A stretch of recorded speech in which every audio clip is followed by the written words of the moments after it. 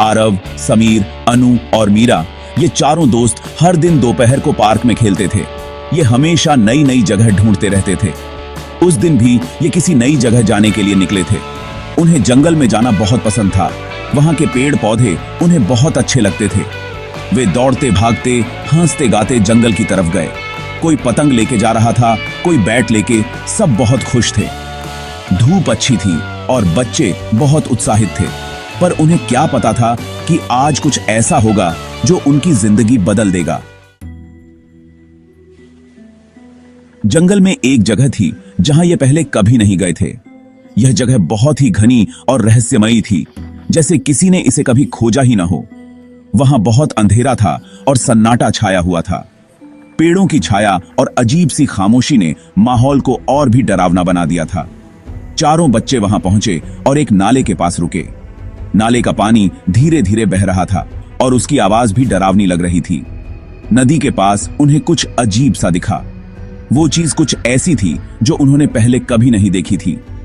आरव ने सबसे पहले देखा। उसकी आंखें चौड़ी हो गईं और चेहरा सफेद पड़ गया। उसने बाकी तीनों को इशारा किया। सबने उसकी ओर देखा और धीरे धीरे उस दिशा में बढ़ने लगे। सब धीरे धीरे उस चीज के पास गए। उनके दिल की धड़कनें तेज हो गईं और कदम भारी लगने लगे। सामने एक पुराना कंबल पड़ा था। कंबल बहुत ही गंदा और फटा हुआ था।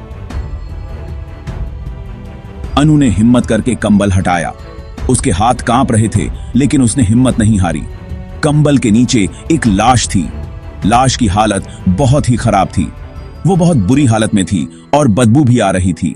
लाश की दुर्गंध ने बच्चों को और भी डरा दिया। बच्चों को बहुत डर लग गया। उनके चेहरे पर डर और घबराहट साफ झलक रही थी। उन्हें यकीन नहीं हो रहा था कि उन्होंने लाश देख ली है। उनके मन में कई सवाल उठने लगे, लेकिन डर ने उन्हें जकड़ लिया था। आरव का दिल जोर से धड़कने लगा। उसने डरते हुए कहा, हमें यहां से जाना चाहिए। समीर घबरा गया। अब हम क्या करें? मीरा की आंखों में आंसू आ गए। उसने कहा, हमें पुलिस को बुलाना चाहिए। अनु ने उसे शांत करते हुए कहा, चिंता मत करो। चारों बच्चे एक दूसरे का हाथ पकड़ के सोचने लगे कि अब क्या करना है। उनमें से किसी ने भी ऐसा पहले कभी नहीं देखा था। उनके मन में बहुत से सवाल थे। वे सब वहीं बैठ गए और बहुत देर तक चुप रहे। उन्हें डर भी लग रहा था और थोड़ा रोमांच भी। समीर ने हिम्मत करके कहा, हमें पुलिस को बताना चाहिए। उसकी आवाज में डर और चिंता साफ झलक रही थी। बाकी तीनों भी मान गए। वे सभी जानते थे कि यह सही कदम था, लेकिन उनके मन में कई सवाल थे। लेकिन पुलिस को कैसे बुलाएं? यह सवाल उनके सामने सबसे बड़ा था। उनके पास फोन तो था नहीं। वे अपने जेबों को टटोलते रहे, लेकिन कोई उपाय नहीं मिला। आरव ने कहा, हम गांव के चौकीदार को बता सकते हैं। यह सुनकर सबके चेहरे पर थोड़ी राहत आई। सब इस बात पर राजी हो गए और भागते हुए गांव की तरफ गए। उनके दिलों की धड़कनें तेज हो गई थीं। गांव पहुंचते ही वे चौकीदार के पास गए और उसे सब कुछ बता दिया। चौकीदार ने उनकी बात ध्यान से सुनी और तुरंत पुलिस को फोन किया। उसने बच्चों को शांत रहने के लिए कहा। पुलिस के आने तक बच्चों को वहीं रुकने के लिए कहा। बच्चे धैर्यपूर्वक इंतजार करने लगे। पुलिस जल्दी ही आ गई। पुलिस की गाड़ी देखते ही बच्चों को थोड़ी राहत मिली। बच्चों ने पुलिस को लाश दिखाई। वे सभी डरे हुए थे, लेकिन उन्होंने हिम्मत नहीं हारी। पुलिस ने वहां से सबूत इकट्ठा किए और बच्चों से पूछा कि उन्होंने क्या देखा था। बच्चों ने विस्तार से सब कुछ बताया। जब पुलिस ने लाश की पहचान की तो पता चला कि वो गांव का ही एक आदमी था, जिसे सभी लोग जानते थे और उसकी बहुत इज्जत करते थे, जो 4 महीने पहले गायब हो गया था। उसकी गुमशुदगी ने पूरे गांव को हिलाकर रख दिया था। पुलिस ने बच्चों की बहादुरी की तारीफ की और उनका नाम अखबार में भी आया।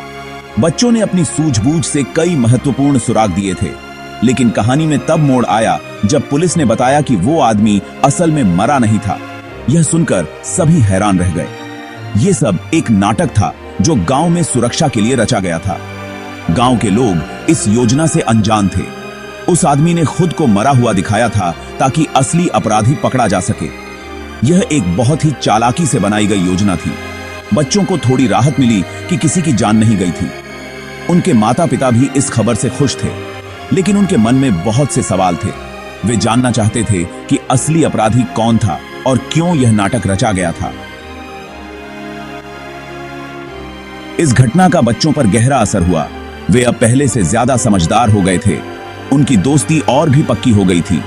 वे अब किसी भी मुश्किल से घबराते नहीं थे। गांव के लोग भी अब उनका बहुत आदर करते थे।